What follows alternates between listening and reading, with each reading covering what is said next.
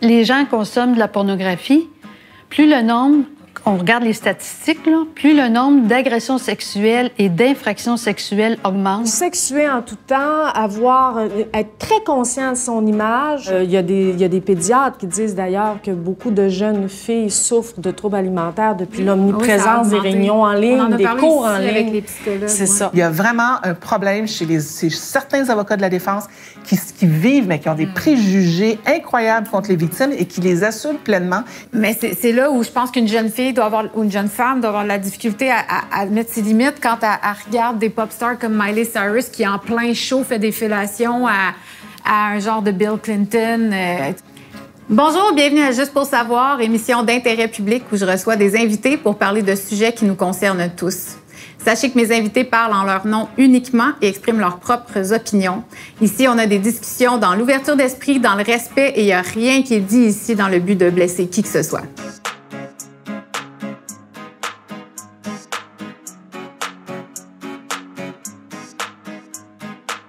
Je suis Héloïse Bois, votre animatrice de la chaîne Hello veut savoir, et aujourd'hui, on parle de féminisme et d'hypersexualisation. Pour ce faire, j'ai 3 invités. Bonjour, mesdames. Je vais vous introduire. Je vais commencer à ma gauche avec Rachel Chagnon. Vous êtes avocate de formation, professeure de droit à l'UQAM depuis 2007. Vous dirigez actuellement le département des sciences juridiques. Vous vous intéressez plus particulièrement aux questions liées aux discriminations sexo-spécifiques et au parcours des victimes de violences dans le système judiciaire. Merci d'être là. Ensuite, on a Geneviève Desmeules. Bonjour Geneviève. Vous êtes administratrice de PDF Québec, PDF qui est pour le droit des femmes. En tant que féministe, vous vous intéressez aux conséquences de la pornographie et de l'hypersexualisation de la femme dans les nouveaux médias et la culture populaire, particulièrement chez les jeunes publics. Et pour terminer, Joanne Jutra, vous êtes actuellement étudiante au certificat en santé sexuelle, en plus d'être titulaire d'un bac, de 2 maîtrises, ainsi que d'un diplôme d'études supérieures spécialisées en études féministes de l'Université Laval. On peut dire que vous n'avez pas peur des études? Non, madame. Joanne Jutra, vous avez publié en novembre 2021 l'essai Pornographie que vous avez apporté avec vous. Et depuis 2021, vous êtes responsable du comité sur la prostitution, la pornographie et les violences sexuelles de PDF Québec. Merci à vous 3 d'être là aujourd'hui. Bien, tout d'abord, on veut parler de l'hypersexualisation, mais au début, là, je vous explique, je voulais faire une émission sur le féminisme et quand je me suis mis à vraiment creuser là-dedans, je me suis rendu compte qu'il y avait tellement de ramifications, c'était tellement rendu complexe que ça méritait d'être sous-divisé en plus qu'une émission. Donc, c'est pour ça qu'aujourd'hui, on parle vraiment de l'hypersexualisation. Mais on peut dire que le mouvement féministe est scindé depuis quelques temps. Et un des sujets de clivage, c'est vraiment la question du droit des travailleuses au sexe, de revendiquer leurs droits. Il y en a d'autres qui appellent ça de la pornographie, il y en a d'autres qui vont appeler ça de la prostitution, il y en a qui disent que c'est un choix, qu'on ne devrait pas les victimiser. Pourquoi le débat n'est pas tranché? Pourquoi c'est pas fini? Pourquoi la question est si complexe? Qu'est-ce qui nous divise autant? Bien, je pense qu'on peut dire, j'aime pas parler du mouvement féministe comme un mouvement scindé. J'aime mieux parler du mouvement féministe comme un mouvement qui s'est vraiment développé et ramifié dans le temps et qui, au fur et à mesure qu'on avance dans le temps avec les nouvelles générations, adopte des perspectives qui commencent à évoluer les unes par rapport aux autres. En ce qui concerne le sujet plus délicat de la prostitution / travail du sexe, il faut quand même revenir à la position historique des féministes, particulièrement des féministes issus des milieux du droit et des féministes radicales et matérialistes, pour qui la prostitution fait partie d'un système d'exploitation. En se basant vraiment sur les racines historiques de la prostitution, la conclusion de ce mouvement féministe-là, ça a été de dire que la prostitution nourrit une structure plus large qu'on appelle le patriarcat, qui est une structure qui, dans le fond, a été conçue par les hommes pour bénéficier aux hommes. Et dans cette structure-là, la sexualité des femmes est mise au service des hommes, tant dans la reproduction que dans le plaisir, et la prostitution fait partie de cette architecture-là. Ouais. Et plus récemment, ce qu'on a vu, puis je pense que les avancées féministes en sont en partie responsables, on a vu se développer une nouvelle perspective sur la prostitution où là, on va tendre vers le travail du sexe, parce que bénéficiant des avancées féministes, il y a de plus en plus de femmes qui considèrent que vivre du sexe tarifé, là, c'est pas... Bon, premièrement, on a beaucoup cherché à déstigmatiser les femmes qui étaient dans la prostitution. Puis je pense que ça fait en sorte qu'aujourd'hui, on a des nouvelles générations de femmes qui trouvent que le travail du sexe n'est pas un problème d'exploitation, c'est pas un problème de stigma. Le problème étant pour ces femmes-là davantage dans l'œil des personnes qui regardent et surtout celles qui réussissent à pratiquer dans des bonnes conditions où elles contrôlent leur clientèle, contrôlent leur environnement, contrôlent un peu comment les choses se passent pour elles. Elles n'ont pas le sentiment de participer à un système d'exploitation et elles reçoivent l'appui d'une nouvelle génération de féministes qui ont tendance à aller vers une vision peut-être un peu plus individualiste du féminisme, mais qui est aussi une question de libération puis de droit de choisir pour les femmes. Ouais. Et là, ce qu'on voit en ce moment, c'est que ces deux perspectives-là, une perspective qui est peut-être plus ancrée dans une vision collective puis une vision historique de l'exploitation des femmes et une perspective qui est peut-être plus ancrée dans une perspective identitaire et de liberté individuelle qui s'affrontent sur cette question-là. Bien, je trouve ça super intéressant parce que c'est bien résumé. C'est ça, c'est qu'il y a vraiment le collectif où on remet en contexte qu'on est dans une société patriarcale et donc que le regard qui est porté quand même, il devrait être pris en considération. Puis il y a les autres féministes qui se disent, ben non, moi, je le fais, je l'assume, puis peu importe comment ce sera reçu. C'est ce que je comprends. Vous vouliez ajouter quelque chose? Oui, mais moi, je dirais que depuis le début des années 2010, le mouvement des femmes, comme disait Rachel, c'est comme un peu positionné entre le travail du sexe et puis la prostitution. Dans le cadre de l'adoption de la loi canadienne sur l'exploitation sexuelle, mais par rapport à la prostitution, parce que le gouvernement canadien a amorcé, veut créer une loi, il a changé le modèle de la législation au Canada, parce qu'avant ça, la prostitution, ce n'était pas un crime. Ce qui était criminalisé, c'était tenir un bordel, par exemple, une maison de débauche, le proxénétisme. C'était des conditions liées à la pratique de la prostitution. Avec la loi qui a été adoptée en 2014, ce qui est arrivé, c'est que le Canada a décidé d'adopter le modèle nordique, qui était adopté déjà en 1999 par la Suède, et ce qui a fait en sorte que, dorénavant, c'était plus les femmes qui étaient criminalisées, mais davantage les hommes. De consommer... Ceux qui achètent des services sexuels, que ce soit au niveau de la prostitution, les salons de massage, les bars de danseuses, etc. Mais la loi a été adoptée, ça fait maintenant 8 ans, et là, récemment, ça a amené beaucoup de positionnements dans le mouvement féministe entre les pros-travail du sexe puis les femmes qui veulent sortir de la prostitution ou les féministes matérialistes, entre autres, dont je suis.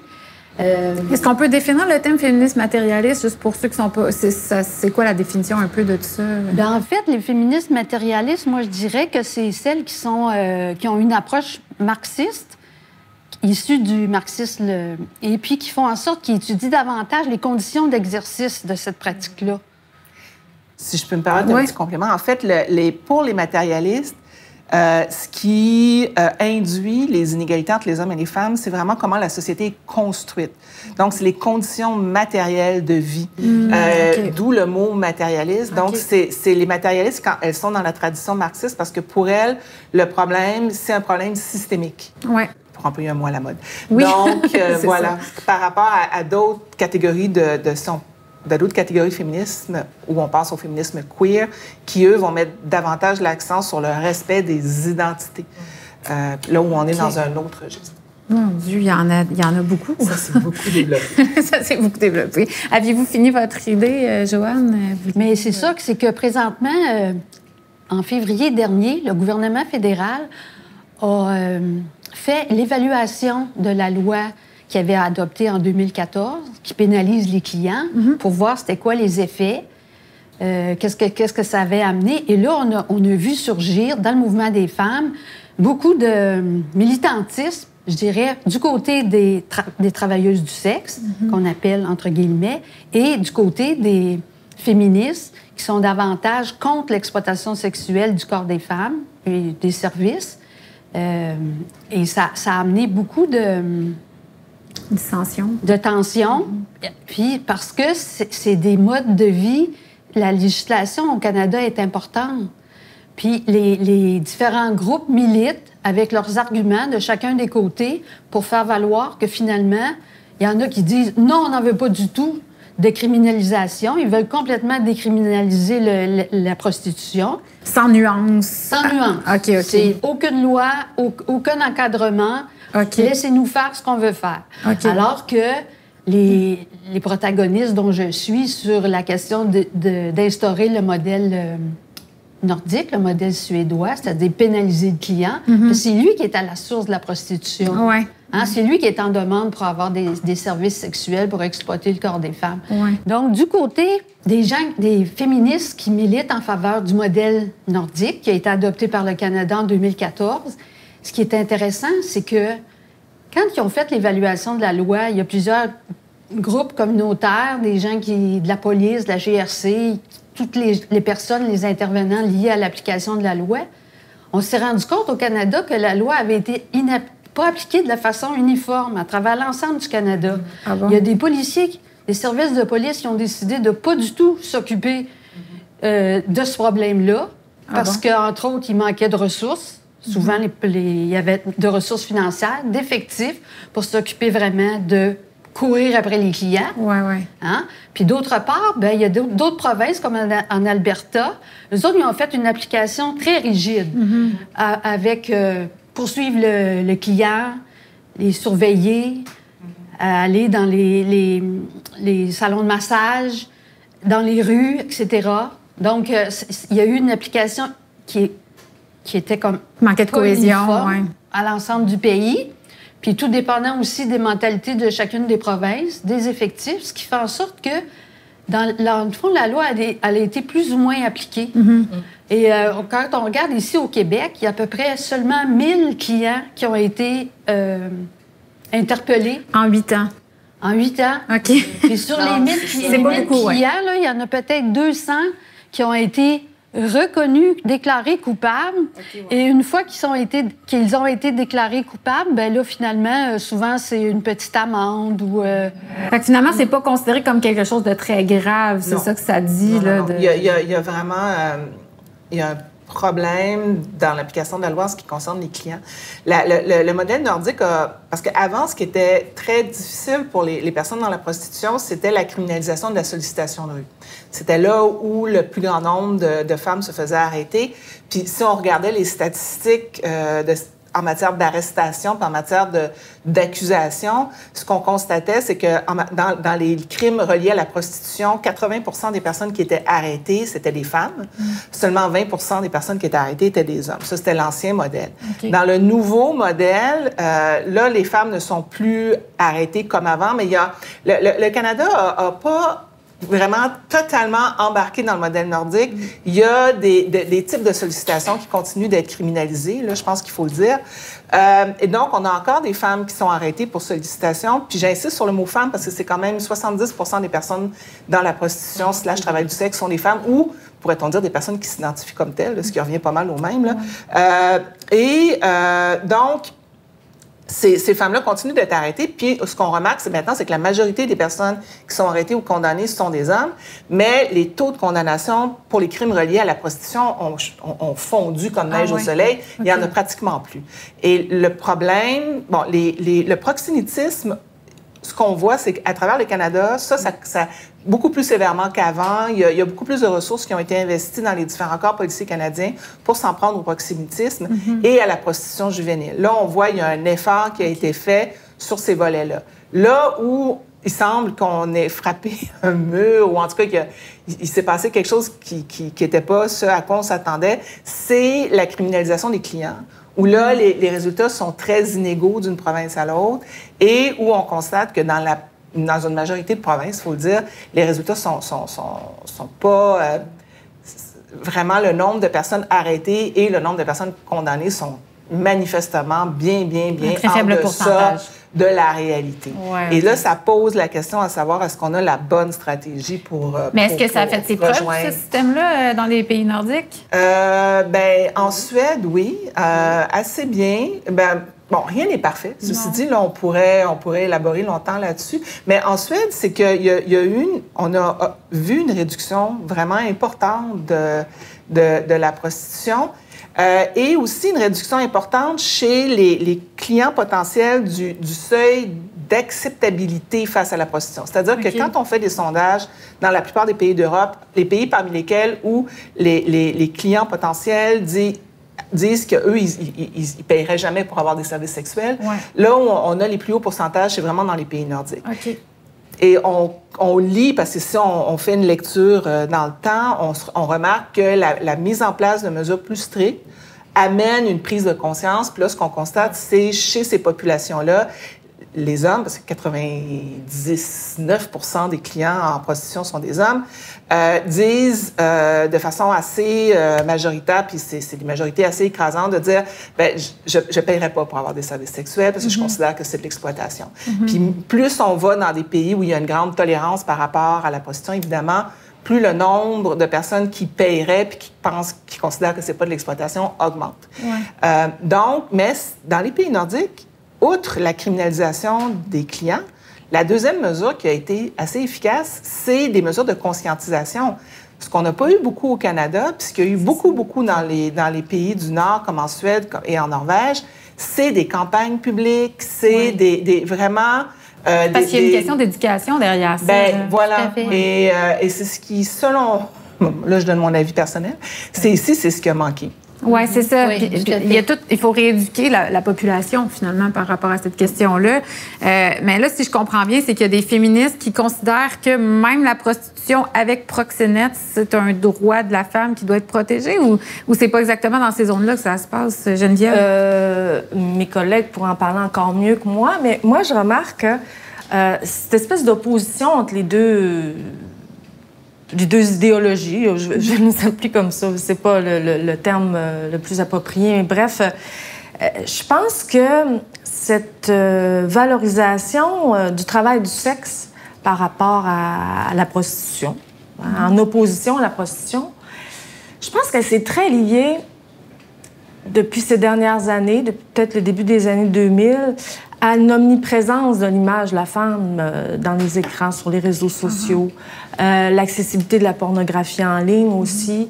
Évidemment que la pornographie en ligne, ça n'implique pas les mêmes conditions non plus que la prostitution en ligne, ça n'implique pas les mêmes conditions que la prostitution de rue, par exemple. Oui, non, c'est ça. Hein? Il reste que nous croyons que ça reste quand même la prostitution, puis qu'il peut y avoir un système d'exploitation quand même qui est lié par le biais de grandes compagnies, par exemple, du web. Donc, je pense que c'est peut-être important aussi de réfléchir à ça, cette omniprésence de l'image, l'importance de l'image de soi sur les réseaux sociaux, puis que la femme soit la plus parfaite possible, la plus attirante, la plus sexy. On ne le voit pas que sur les réseaux plus pornographiques. Je veux dire, on le voit sur des réseaux très mainstream, sur Facebook, sur TikTok. Je les vois, moi aussi, je les utilise, les réseaux sociaux.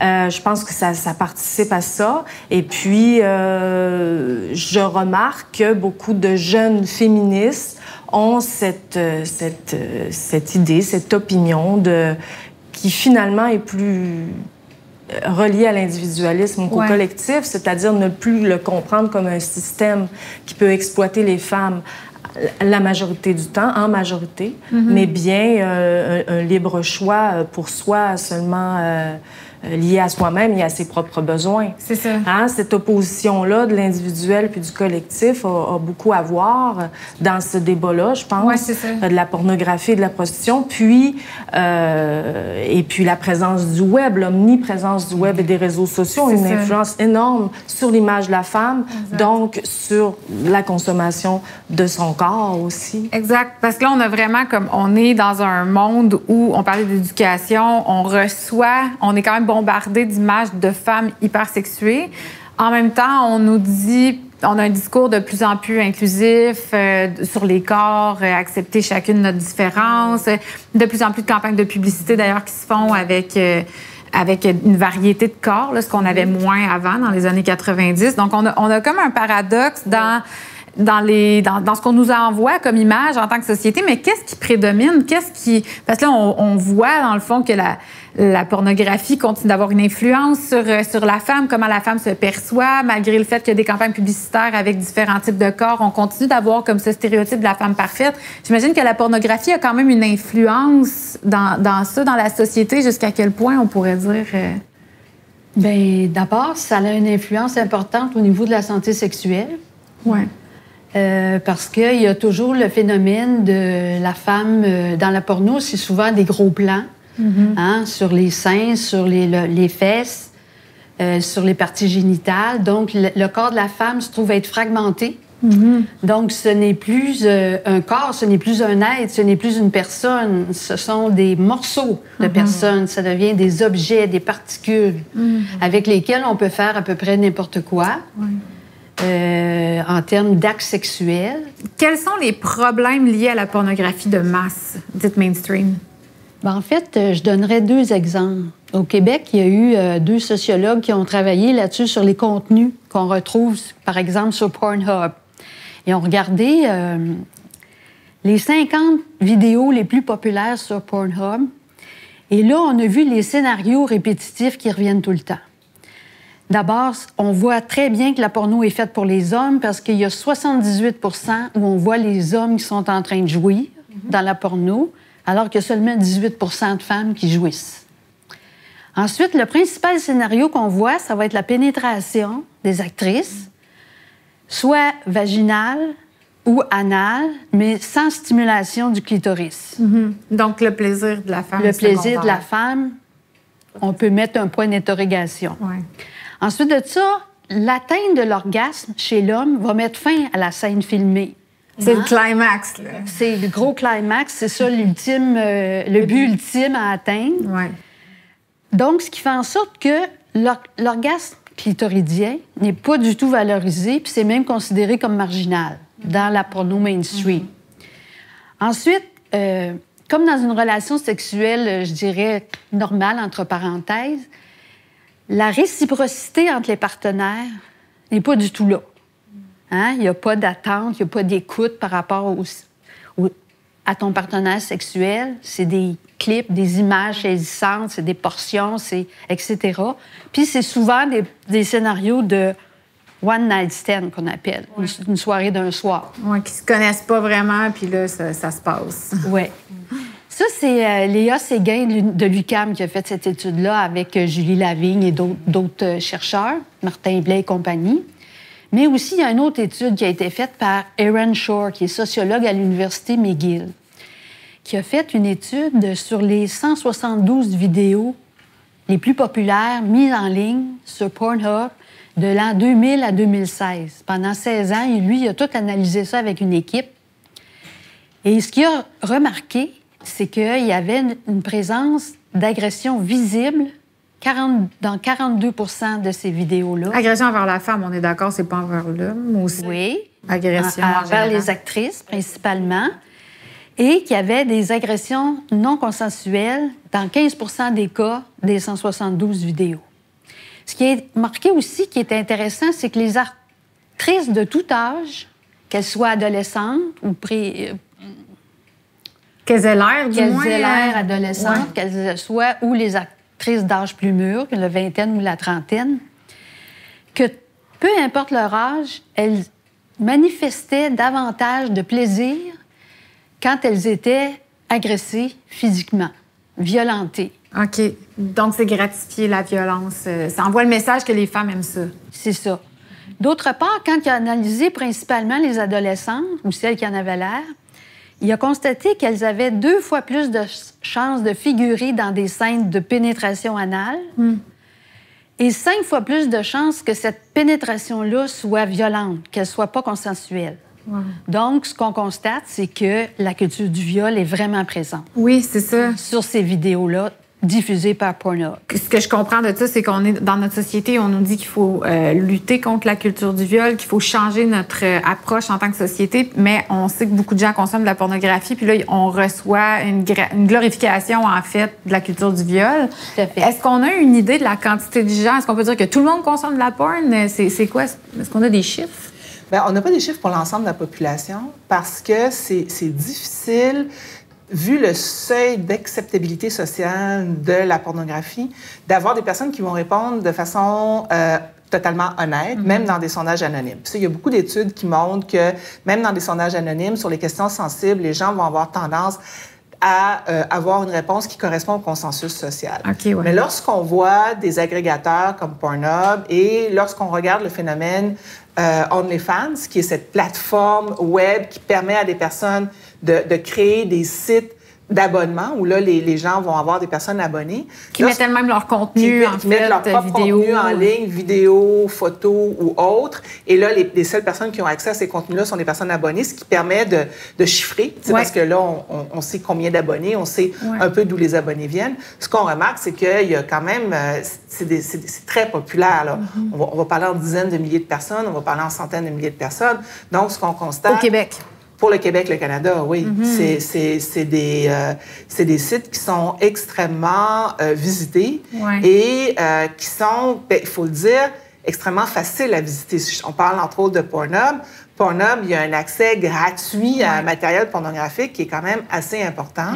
Et ça fait qu'on voit une circulation qui correspond vraiment à la disponibilité du matériel qu'on trouve. Puis je pense que Joanne avait d'ailleurs des chiffres chez les plus jeunes, chez les ados, sur la consommation de pornographie. Oui, en fait, ce qu'on constate, c'est qu'il y a 63,4 % des jeunes de secondaire 3 au Québec qui ont déjà regardé de la pornographie. Puis il y en a 32,5 % d'eux qui en consomment au moins 30 minutes par semaine. Donc, c'est une habitude, là, finalement. C'est intégré dans leur vie. Et ça fait leur éducation sexuelle à ces jeunes-là, j'imagine. Oui, parce que depuis 2001, le ministère de l'Éducation au Québec a suspendu les cours d'éducation à la sexualité. Ça a recommencé en 2019. Il n'y avait plus du tout d'éducation sexuelle depuis 2001 dans les écoles secondaires? Tout à fait. Alors, c'est qui fait en sorte que la nature a horreur du vide. Alors, les jeunes sont curieux, c'est normal. Oui, puis les hormones se réveillent aussi, c'est ça, la crise d'adolescence? La puberté, les hormones se réveillent, puis ils veulent savoir comment ça fonctionne. Donc, la pornographie est devenue le principal moteur de leur éducation sexuelle. Wow! Mais ça veut dire qu'on a comme une génération entière qui a été faire, en tout cas du Bon-Québec, là, qui a été faire son éducation dans les films pornographiques. C'est ce que je comprends. Oui. Est-ce qu'on a une idée de comment ça se traduit dans la société, ça?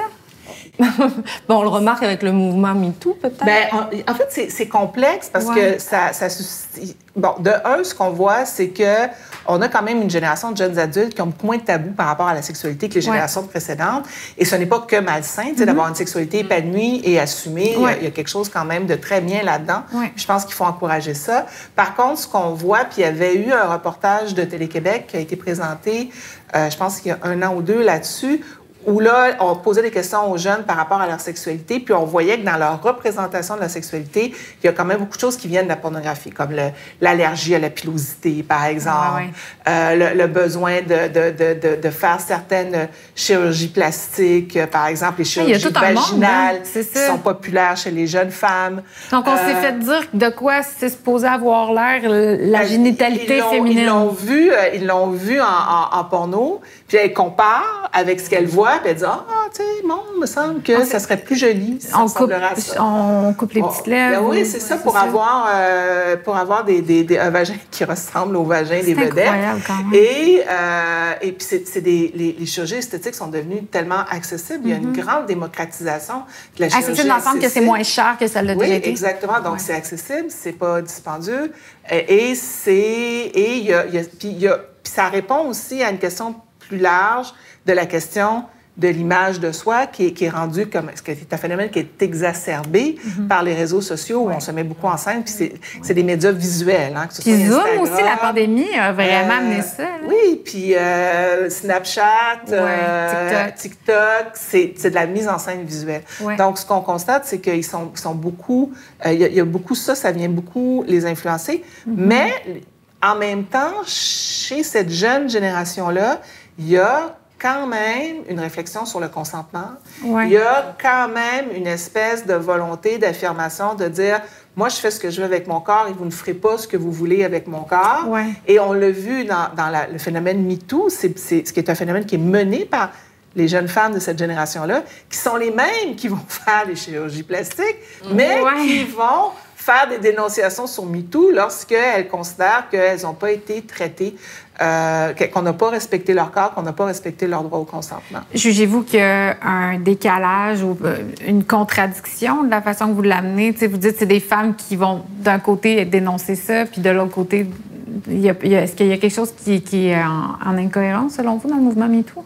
Moi, je pense que c'est surtout que pour ces générations-là, la question de la contrainte sociale est pas apparente, c'est transparent pour eux autres. Je pense qu'il y a toute une éducation aux enjeux un peu plus macro qu'on retrouvait dans les cours d'éducation sexuelle puis qu'on retrouve maintenant dans les cours d'éducation sexuelle qu'on a Parce que là, on en a en ce moment des cours d'éducation sexuelle. Oui, ils sont revenus. Okay. Puis là, bon, il y a toutes sortes de questions liées à ça parce que le matériel n'est pas toujours facile à enseigner pour les personnes qui le font, puis on manque de spécialistes pour le faire. Mais ils ont ramené les enjeux plus sociaux, la pression des pairs, le rôle de l'éducation, et ils amènent un niveau de réflexion chez les jeunes sur ce qui peut les influencer. Ouais, okay. Je pense que ça, quand on a perdu les cours d'éducation sexuelle, on a peut-être perdu aussi, pour les jeunes, cette capacité-là de poser la question sur qu'est-ce qui m'appartient à moi, qu'est-ce que je veux pour moi-même, puis qu'est-ce qui me vient de ma pression des pairs, de ce que je pense que je dois faire pour bien paraître. Oui, c'est ça. Je pense que c'est davantage un combat avec soi-même que ces jeunes femmes-là ont qu'une contradiction. Et puis, il ne faut pas oublier que ces jeunes femmes-là ont grandi et sont adultes avec des jeunes hommes qui n'avaient pas de cours de sexualité. C'est ça. Hein? Donc, je pense qu'il y a c'est un combat à l'intérieur d'elle-même, je pense, en même temps que c'est un combat qu'elle mène. D'affirmation, oui, ça peut paraître une contradiction, mais je pense qu'on est dans une période un peu... qui est difficile. Ça doit être difficile pour les jeunes femmes. Vraiment. C'est difficile pour les femmes en général, mais pour une jeune femme, d'avoir à se plier à ces dictats-là, un peu de la beauté, cette nécessité de séduire à tout prix, toujours. D'être une femme sexuée en tout temps. Sexuée en tout temps, être très conscient de son image. On a parlé peut-être hors caméra tout à l'heure du Zoom. Il y a des pédiatres qui disent d'ailleurs que beaucoup de jeunes filles souffrent de troubles alimentaires depuis l'omniprésence des réunions en ligne, on en a des parlé cours ici avec les psychologues. C'est ça. Donc, je pense que je suis assez bienveillante auprès de ces jeunes femmes-là, plus que de vouloir les accuser de contradiction. Je pense qu'ils ont un combat à mener et, avec beaucoup de choses dans leur tête, oui, beaucoup de parasites. Oui, c'est ça. Ça devient dur, en fait, d'être à l'écoute de ce que nous, on veut. Surtout quand on parle de sexualité, où c'est une zone très intime, très sensible. Puis là, on tombe presque dans la sexo, mais c'est là où je pense qu'une jeune fille ou une jeune femme doit avoir de la difficulté à mettre ses limites quand elle regarde des pop stars comme Miley Cyrus qui, en plein show, fait des fellations à un genre de Bill Clinton, un gars qui a un masque de Bill Clinton. Puis on sait que le public de Miley Cyrus est extrêmement jeune. Puis là, je prends Miley comme exemple parce que je trouve que c'est la plus dépravée de la gang. Mais il y en a, de plus en plus, on manque de modèles féminins qui nous montrent qu'est-ce que ce serait d'avoir une sexualité saine, d'être à l'écoute de ce que nous, on veut, etc. Puis tu parlais de dictat, je trouve que c'est vraiment ça, c'est que au lieu de ça, on se fait dire que c'est cool d'explorer tout. T'sais, il faut essayer d'être lesbienne parce que ça a l'air que toutes les filles l'essayent. À un moment donné, est-ce que tu le fais parce que la société t'a dit que c'était ça qui se passe en ce moment puis c'est de même qu'on doit vivre notre sexualité? Ou est-ce que ça t'habite puis tu as vraiment envie de le vivre? Bien, on est dans une société de performance aussi, ça. puis je pense que la sexualité entre dans ce contexte-là énormément. Puis la consommation, donc c'est aussi, je dirais, une manière de comprendre la sexualité comme quelque chose à consommer aussi, donc quelque chose à présenter, à emballer, à vendre. Et donc, pour être accepté. Pour être accepté, oui. Puis, je vais juste faire un petit... peut-être une petite parenthèse, si vous me le permettez, parce qu'on parle beaucoup on oppose beaucoup la libération sexuelle, la libération du corps des femmes à nos inquiétudes par rapport à son hypersexualisation aussi, puis aussi l'omniprésence de la pornographie en ligne et dans certains médias. Quand il y a eu la libération sexuelle, je veux dire, on peut être inquiet et en même temps pour cette libération sexuelle-là. On peut être pro-sexe, même si on est, même si on se pose des questions par rapport au travail du sexe en tant que tel. Là. Je pense que dès que les femmes se sont libérées, à la fin des années 60, il y a eu le mouvement de libération des femmes, du corps des femmes, de la sexualité, tout le mouvement Peace and Love, où on a vu des mouvements de féministes, surtout féministes. Et puis, tout de suite, ce mouvement-là a été récupéré par l'industrie. Ça a été récupéré dès le début des années 60. Oui, l'industrie de la pornographie. Plus que ça, je pense que c'est plus large. Il y a l'industrie de la pornographie, il y a l'industrie du divertissement, il y a l'industrie du cosmétique. C'est ça, oui, tout à fait. Il y a vraiment... les industries. Ça fait vivre beaucoup de monde. C'est lucratif. Le besoin de séduction des femmes, puis la libération des mœurs, puis parce que le droit que maintenant que les femmes ont de se mettre en scène, de se maquiller, parce qu'avant, c'était juste les prostituées qui se maquillaient. Ah oui, et là, on part de L'Oréal, la libération sexuelle, je veux dire... Ça a été payant, la libération sexuelle. Et c'est un drame, d'une certaine manière, parce que ça a été récupéré par une industrie qui était masculine, je pense, en majeure partie. La mafia, même new-yorkaise, a participé à cette... les premiers producteurs de films porno américains, c'est au début des années 70. Les films qu'on connaît, souvent, on les nomme comme référents, qui fait pas toujours des belles histoires, d'ailleurs. Oui, c'était la mafia américaine qui a récupéré, parce que les hommes étaient heureux de voir enfin une femme nue. Au Québec, on a vécu ça aussi, à la fin des années 60 dans le cinéma. Puis, les femmes en ont.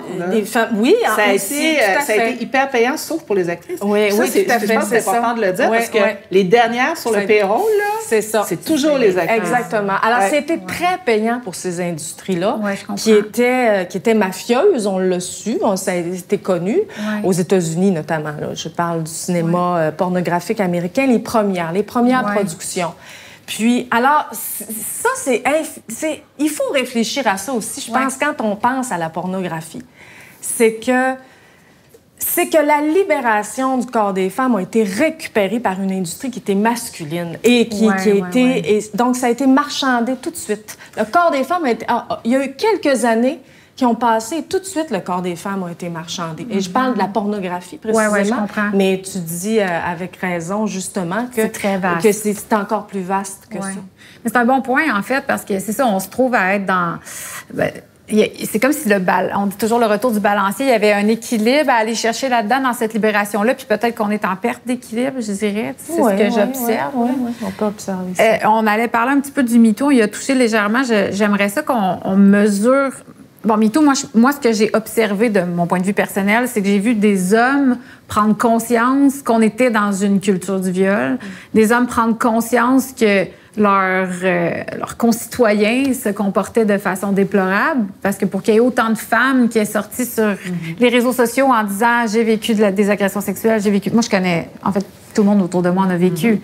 Je connais pas de femme qui dit « Ah non, moi, j'ai jamais connu de harcèlement, d'abus sexuels, à différents degrés, bien sûr, mais ça nous a fait prendre conscience en tant que société. Puis je pense que les hommes ont pris conscience qu'ils étaient acteurs dans ce changement-là qui devait avoir lieu dans la société. Est-ce qu'on mesure les impacts positifs de MeToo maintenant qu'on est quand même 5 ans plus tard? Bien, on voit sur le plan... Il y a certaines statistiques qui nous laissent croire que MeToo a vraiment eu un impact important. Par exemple, dans l'explosion du nombre de dénonciations d'agressions sexuelles, parce qu'on a toujours pensé que l'agression sexuelle était un phénomène largement sous-dénoncé historiquement. Et depuis 2016, là, on le voit, les dénonciations dans les statistiques explosent. Le nombre de condamnations ne suit pas la même courbe. Il faut le dire, là, parce que les dénonciations, ça monte. Les condamnations, ça a monté un peu, mais ça reste quand même plus stable. Donc, on le voit, il y a une conscientisation qui s'est faite à ce niveau-là, puis il y a un désir des personnes victimes d'utiliser l'appareil judiciaire, puis de vraiment de faire savoir, de faire connaître ce qui leur est arrivé, qui a beaucoup changé. Ça, on le voit. Une autre chose qu'on peut mesurer, c'est le changement de vocabulaire. Là, on va entendre des médias mainstream parler de culture du viol. On va voir ça au téléjournal, on va voir ça dans des revues, dans des articles, dans Le Devoir, dans la presse, dans le Journal de Montréal, des journalistes qui vont référer à la culture du viol. Ça, il y a 10 ans, quand on nommait culture du viol, on se faisait accuser de tous les crimes de la Terre. On se faisait dire qu'on était des rétrogrades, qui voyaient le mal partout et qui est des ennemis des hommes. Et parce que là, on disait qu'il y avait une culture qui favorisait vraiment l'agression sexuelle et les violences sexuelles contre les femmes. Là, c'était il y avait un déni de la réalité, finalement. Bien, c'est mon humble avis. Mais puis là, maintenant, tout d'un coup... depuis MeToo, ça, on a passé ce stade-là. Là, maintenant, on est rendu plus loin. Puis au moins, on peut partir sur cette base-là où on a quand même une majorité de personnes, il y a un consensus social que oui, ça existe. Oui, on a des problèmes sociaux où les femmes sont plus à risque d'être victimes d'agressions sexuelles que les hommes. Et c'est plus l'espèce de discours de la symétrisation. Oui, mais les hommes aussi sont violentés, qu'on entendait beaucoup, puis qui venait beaucoup servir à étouffer le discours féministe et à empêcher le discours féministe. Là, on l'entend. Il existe encore ce discours-là, mais il est plus valorisé. Le consensus social, c'est vraiment que oui, c'est un problème où c'est les femmes qui sont davantage les victimes, puis que les agressions sont davantage des hommes. Ça, c'est un acquis précieux. Oui. Puis un autre acquis qu'on a maintenant au Québec, c'est les projets pilotes pour les tribunaux spécialisés en matière d'agression sexuelle et de violence conjugale. OK, mais encore, je ne suis pas familière du tout avec ça. Mais en fait, il y a 6 projets pilotes, dont un à Québec, il y en a un à Montréal, Joliette, Longueuil, un peu partout au Québec. Et maintenant, les femmes qui sont victimes d'agressions sexuelles ou de violences conjugales vont être accompagnées du début quand ils dénoncent jusqu'à tout au long dans le traitement, avec des procureurs qui sont formés adéquatement, avec des juges qui vont être formés adéquatement en termes de manière d'agression sexuelle, en matière de consentement. Et ça, c'est un gain important que les femmes de l'Assemblée nationale ont fait au Québec, une cause non partisane, peu importe le parti, les femmes de l'Assemblée, nos députés, nos ministres se sont mis ensemble pour faire en sorte que ça soit pris au sérieux dorénavant quand on porte plainte, quand on dénonce. Puis ça, c'est MeToo aussi, parce que le comité transpartisan, le fameux comité parlementaire transpartisan qui a donné le rapport « Établir la confiance » et la création des tribunaux spécialisés, c'est un comité qui a eu le vent dans les voiles grâce à MeToo. Parce que ces femmes-là, ça faisait un bout de temps qu'elles militaient avec Véronique Yvon, là, je pense qu'il faut la nommer, parce que cette femme-là, pour la transpartisanerie et porter ces enjeux-là, ça a été vraiment une championne de ça. Et ces femmes-là avaient du mal à se faire entendre, mais là, quand MeToo est arrivé comme une déferlante, puis que là, beaucoup de gens se sont dit, mais ça peut être tous les hommes qui peuvent être visés par MeToo. Tout d'un coup, c'est devenu une urgence nationale. Et là, portées par cette prise de conscience collective, elles ont vraiment réussi à aller de l'avant. Il y a eu cette grande enquête-là, Rétablir la confiance, menée par Julie Desrosiers de l'Université, prof de droit à l'Université Laval, et la juge à la retraite Cortez. Et ces deux femmes-là ont vraiment mené une équipe qui a pondu un rapport extrêmement important. Et un des chapitres de ce rapport-là, c'est la création des tribunaux spécialisés en violence, violence conjugale, violence sexuelle, et des tribunaux qui visent vraiment à donner accès aux victimes de ces violences-là à du personnel formé, pas pour changer les règles du droit parce que c'est le même droit à la présomption d'innocence, c'est la même protection pour les personnes accusées, sauf que c'est un système plus bienveillant à l'égard des victimes et qui comprend mieux les caractéristiques spécifiques et particulières des victimes de violences sexuelles. Est-ce que dans ce projet-là, est-ce qu'il y a aussi toute la portion de mieux former les juges à comprendre comment, parfois dans un traumatisme d'agression sexuelle, la femme occulte, la femme va oublier des détails, parce que je sais qu'à date, c'est ça le problème, c'est souvent qu'on va dire votre témoignage est contradictoire parce qu'à un moment donné, vous dites que son jeans était bleu, puis après vous dites que c'est un pantalon noir. Mais on sait que quand la femme vit un traumatisme d'agression sexuelle, en fait, elle va se dissocier. Est-ce qu'il y a une éducation autour de ça qui se fait aussi? Oui, bien, il y a beaucoup de littérature en ce moment où il y a beaucoup de formations sur les juges, entre autres sur les problèmes liés au syndrome post-traumatique, où on revoit avec les études plus récentes comment les syndromes post-traumatiques peuvent affecter la mémoire.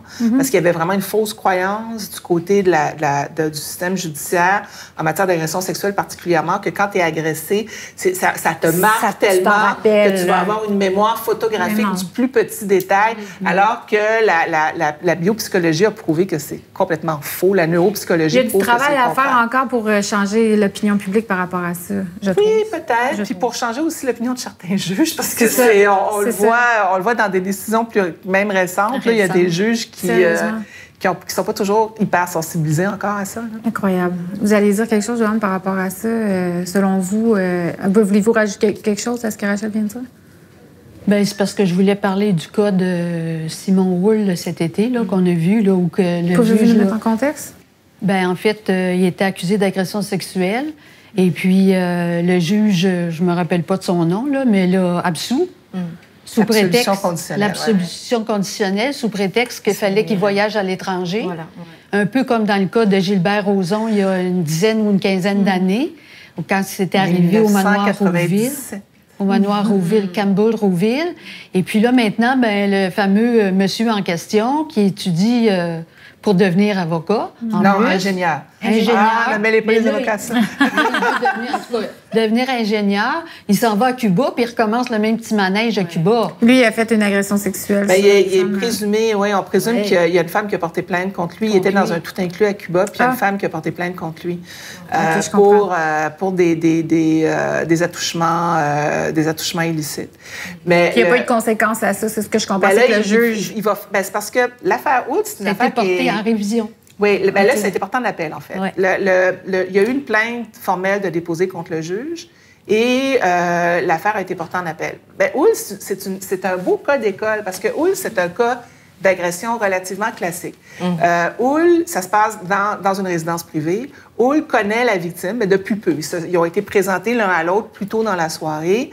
Et la victime est en peine d'amour. Il y a de l'alcool impliqué. La victime a choisi de ne pas rentrer chez elle. Houle lui propose de rester couché dans l'appartement. Et pendant que la victime dort, Houle va en profiter pour l'agresser sexuellement, avoir des attouchements. Et c'est au moment du réveil, la victime il va avoir presque fini ou la victime va réaliser ce qui s'est passé pendant la nuit. Et l'agression est reconnue. Houle va admettre les attouchements. Il va admettre, puis en droit, maintenant, une personne inconsciente ne peut pas consentir. Donc, c'est clair. Il y a des décisions judiciaires qui l'ont statué clairement. Donc, à partir du moment où Houle avoue que oui, il a profité pour... il s'est masturbé sur elle, il l'a dévêtue, il a fait toutes sortes de choses. Et elle était inconsciente. C'est une agression sexuelle. C'est une admission claire, nette et précise. Et le juge, ce qu'il va faire, c'est qu'il va dire... je suis contente que vous ayez admis. Alors ça, c'est parce que c'est une grille. Là, au moment de déterminer la peine, il y a les facteurs atténuants puis il y a les facteurs aggravants. Alors là, le juge va cocher facteur atténuant. Il a admis. C'est un garçon de bonne famille. C'est un ingénieur. Ses parents sont venus me dire ça joue en sa faveur? Oui, ça joue en sa faveur. Donc, le fait d'être blanc, d'appartenir à un milieu privilégié... Les fameux privilèges blancs. Ça joue vraiment parce que tu viens d'une meilleure famille, tu as un meilleur niveau socio-économique, tu as fait des bonnes études, et tout ça, c'est coché, facteur atténuant, facteur atténuant, facteur atténuant. Et même si on a relevé dans le passé, il y avait eu un autre problème il y avait eu une autre mise en accusation, il y avait des antécédents. Le juge a quand même déterminé que ça comptait pas parce que même si lui admettait qu'il avait commis des gestes problématiques dans le passé, puisqu'il n'avait pas été condamné, le juge va traiter son agression comme une première agression qui va déterminer que dans les circonstances, une absolution conditionnelle, donc il n'y a pas de casier judiciaire à condition qu'il reste sage pendant 5 ans. Wow. C'est la meilleure décision pour... Là, pour l'instant, c'est ce qui s'est passé, mais ça s'en va en appel. Là, c'est en appel. La décision est en appel sur le plan de la peine parce que la condamnation, la sentence, elle, reste inchangée. Il a été condamné, il a été reconnu coupable. Ouais. Alors là, le DPCP est allé en appel de la peine. Et évidemment, le juge qui a rendu la décision, il y a eu une plainte qui a été déposée contre lui. Donc là, la plainte a suivi son cours. OK. Il y a encore du chemin à faire, c'est ça, au niveau du système judiciaire. C'est en 2022, là. Ouais. C'est ça, on a encore vraiment... Ma question est peut-être... je ne veux pas être méchante en la posant, mais est-ce que c'est un juge jeune? C'est un juge, oui, relativement jeune. C'est un juge qui était... En fait, puis ça amène d'autres questions parce que c'est un juge qui était à sa 2e ou 3e année comme juge. Je pense qu'il a été nommé en 20 ou 21. OK, il était vraiment jeune. C'est un juge qui était procureur de la défense auparavant. Oui. Je pense que c'est ça qu'il faut le nommer parce que ça pose certaines questions. C'est un juge qui était procureur de la défense, qui était avocat de la défense avant et qui se spécialisait dans les causes d'agression criminelle, d'agression sexuelle, donc qui défendait finalement des personnes comme Hull. Et là, à 2 ans de sa nomination comme juge, il accepte de présider ce procès-là. Mm-hmm. Et quand on lit la décision judiciaire, on se demande des fois si son passé d'avocat de la défense n'est pas encore un peu trop collé sur lui. Et ça pose une dernière question. Parce que là, on veut mieux former les procureurs, on veut mieux former les juges. Ça, c'est très bon, mais je pense qu'il y a une question de formation des avocats de la défense aussi. Puis là, il y a des avocats de la défense, s'ils m'écoutent, qui vont monter au créneau et coller au plafond.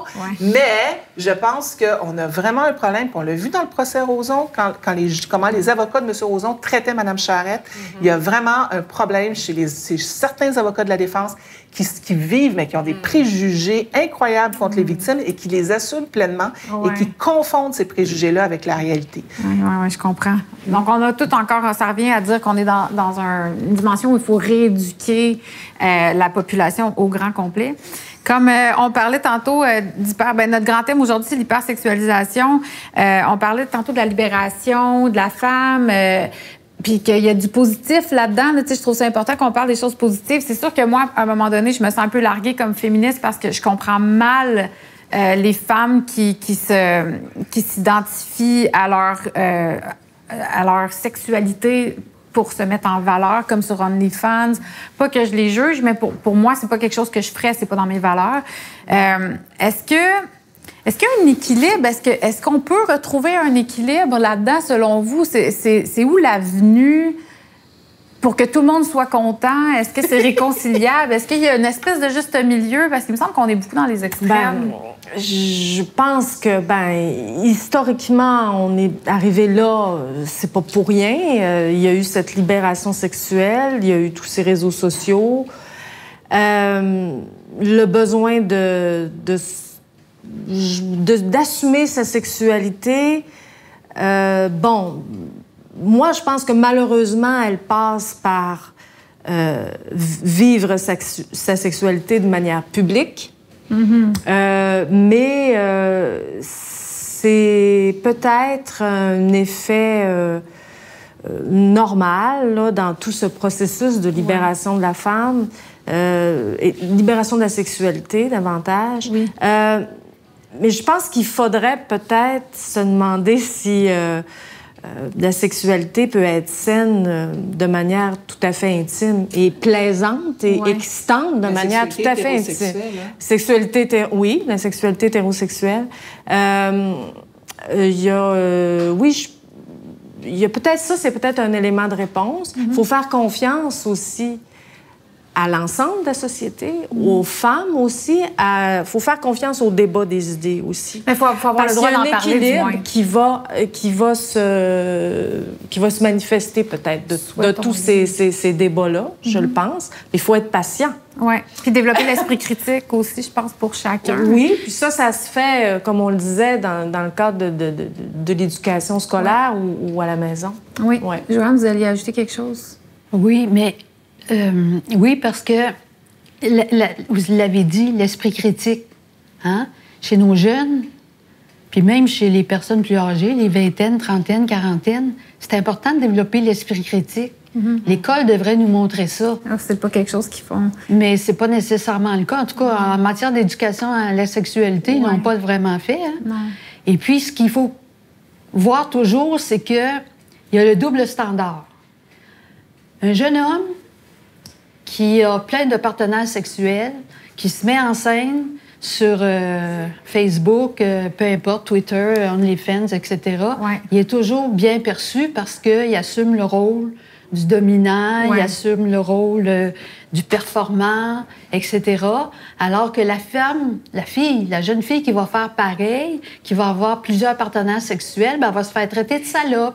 On l'a vu récemment avec toute la controverse sur la députée péquiste de l'Outaouais qui s'est faite littéralement vilipender parce qu'un journaliste était allé déterrer un vieux vidéo d'un clip porno auquel elle avait participé, où on la reconnaissait même pas, sauf à travers un tatou. Oh, et il en a fait une nouvelle, il a sorti ça, et il y a même un élu municipal qui avait déjà travaillé avec cette jeune femme-là, qui est allé dire qu'il n'aurait jamais travaillé avec elle s'il avait su. Quand est-ce qu'on entend des gens dire que lui, je sais qu'il consomme de la porno, donc je ne veux pas travailler avec lui? C'est le double standard est très présent. Et je pense que ça aurait été intéressant, je rebondis un peu sur ce que tu dis, parce que dès le lendemain, j'ai vu, par exemple, le Parti québécois sortir... Puis ils l'ont défendu. Oui, ils l'ont défendu. Okay. Et puis ensuite, ils en ont profité pour parler de leur programme à l'égard des femmes, la condition féminine. Ça a ouvert la porte. Non, mais ça aurait été une belle occasion qu'on parle justement de la pornographie en ligne, puisque c'est un enjeu actuel. Trouvez-vous qu'on en parle pas assez? Puis l'idée n'est pas de culpabiliser la femme qui y a participé. Et elle l'a fait, je crois, de son plein gré. L'idée, c'est pas ça, là. C'est de profiter de cette nouvelle, entre guillemets, pour débattre de ça. Et on n'en a pas vraiment débattu. En tout cas, ni sur les réseaux sociaux, ni officiellement de la part des candidats ou du chef du Ça reste du un sujet quand même tabou, je pense, cette pornographie. Oui, c'est un sujet tabou parce que, d'une part, bon, les gens admettent plus ou moins l'écouter. C'est ça. Ensuite, on est un peu coincé dans le discours sur la liberté d'expression où on dit, vouloir censurer la pornographie, ça va à l'encontre de la liberté d'expression, etc., etc. Et même si on établit que, parce qu'on a quand même des règles contre les contenus discriminatoires, contre les contenus misogynes, contre les contenus qui présentent des agressions sexuelles. Il y a des règles, c'est établi que ces contenus-là, ils ne devraient pas être diffusés médiatiquement. Il y a un consensus social là-dessus. Je pense que le débat sur la liberté d'expression par rapport aux contenus qui sont manifestement sexistes, c'est un faux débat parce qu'on a reconnu qu'on ne voulait pas que ces contenus-là soient diffusés. Par contre, le web, qui va contrôler le web? C'est ça. Comment on va contrôler le web? Exact. Ça, il y a un nœud là qu'on ne réussit pas à résoudre parce que je pense que c'est un problème qui a l'air trop gros pour les personnes actuelles qui font les lois. C'est comme si c'était quelque chose on bloque un site web, il peut en ouvrir un autre, ça devient tellement difficile. C'est un problème à l'international. Ça prendrait un cadre international pour vraiment régir ça efficacement. Puis là, puisqu'on ne sait pas trop par quel bout prendre le problème, là, les gens, on n'en parle pas. Oui, c'est plus facile. C'est plus facile. Surtout en campagne électorale, là, parce que c'est des sujets qui sont un peu trop chauds, j'imagine, pour les toucher. J'ai envie de vous donner à tout le mot de la fin, s'il y a quelque chose que vous avez envie de mettre de l'avant qui vous touche particulièrement. Joanne, j'irai avec vous en premier. Bien, moi, je pourrais vous dire que depuis 1980, c'est-à-dire au moins depuis 40 ans, plus il y a de production de pornographie, plus la production de la pornographie augmente, plus sa diffusion augmente, plus la consommation de pornographie augmente et les demandes de consultation chez les spécialistes, chez les psychologues ou les sexologues pour des problèmes de dépendance à la pornographie. Donc ça, c'est un fait qui existe vraiment. Là, oui. En plus, plus les gens consomment de la pornographie, plus le nombre... On regarde les statistiques, là, plus le nombre d'agressions sexuelles et d'infractions sexuelles augmente au Canada et au Québec. Donc, on voit une incidence directe avec la consommation de Est-ce que c'est une incidence? Non, c'est pas une incidence. C'est pas une incidence, c'est un... Il y a des liens. C'est une corrélation. C'est des liens. C'est pas des effets, c'est des liens. OK. Donc, ça veut dire que c'est plus subtil que c'est ça, plus à cause à effet. subtil. On les voit. Alors que l'ensemble de la criminalité au Canada a diminué de même qu'au Québec. Donc, on se retrouve avec plus de victimes, plus de dénonciations, plus de victimes, et c'est toujours le sexe féminin qui est davantage agressé. Oui. Même s'il y a des jeunes hommes qui sont agressés, même s'il y a des enfants masculins qui sont agressés, c'est de plus en plus des femmes. Et l'autre phénomène qu'on voit depuis 20 ans, depuis les statistiques de 1998, c'est que maintenant, les jeunes qui n'ont pas eu d'éducation à la sexualité, qui sont âgés entre 12 et 17 ans, deviennent de plus en plus des agresseurs sexuels et commettent de plus en plus des infractions sexuelles.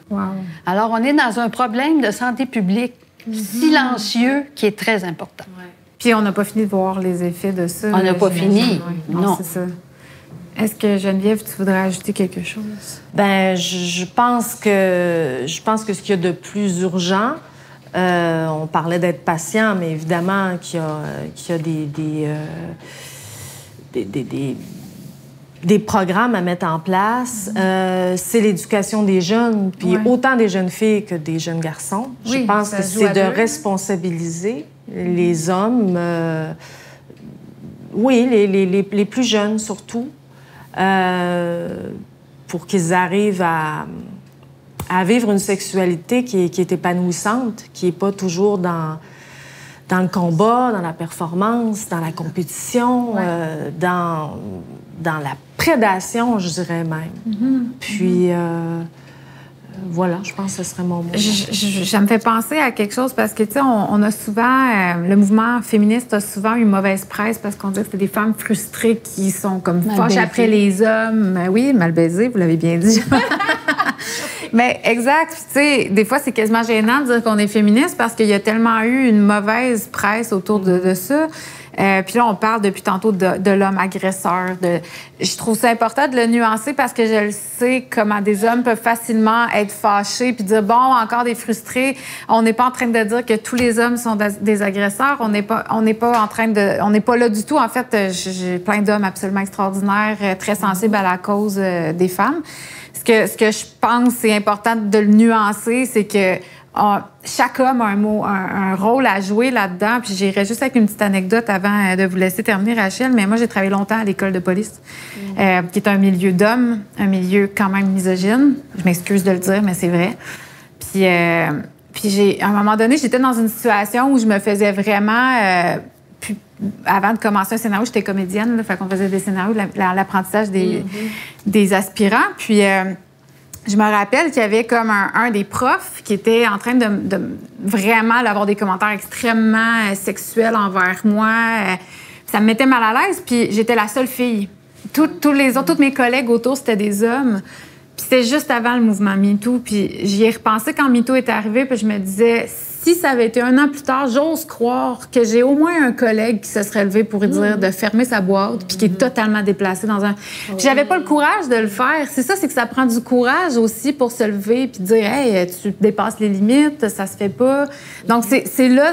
Je pense qu'on voudrait que les hommes reprennent tous conscience qu'ils ont un rôle à jouer là-dedans. Bien, je pense que, puis pour faire du moulage là-dessus, puis ça va être mon mot de la fin à moi. Là. Parfait. Moi, j'ai beaucoup confiance dans les générations plus jeunes parce qu'ils ont été élevés différemment. Là, on commence à voir là, les impacts des premiers mouvements féministes et tout, puis on voit des jeunes qui ont vraiment été élevés différemment. Et on voit que, parce que si on regarde historiquement, le centre d'attention, ça a toujours été les hommes, les besoins des hommes, les désirs des hommes, les chagrins des hommes. Et les féministes, puis il y avait toujours une récupération, un recadrage du projecteur sur les hommes quand les féministes parlaient, parce qu'on finissait toujours par parler davantage de la peine que les féministes font aux hommes que des problèmes que soulevaient les féministes. Alors, tout était toujours ramené à la réalité masculine constamment. Puis je trouve que c'est dans ce discours-là qu'il faut toujours rassurer les hommes. Messieurs autour de nous, nous vous rassurons que tout n'est pas dirigé contre eux. Il y avait cette contrepartie-là que c'était comme naturel que tout d'un coup, la caméra revienne toujours sur eux, leurs petits chagrins à eux, eux, puis comment ils avaient de la grosse peine parce que là, on leur disait qu'ils étaient sans doute méchants ou qu'il y en avait parmi eux qui étaient méchants. C'était pour reprendre un peu l'espèce d'histoire que Margaret Atwood aime raconter de ce village où les hommes et les femmes ne se parlaient plus. Et là, le vieux sage rentre dans le village et là, il voit ça, les hommes et les femmes ne se parlent plus. Puis là, il dit, moi, je vais réconcilier tout le monde.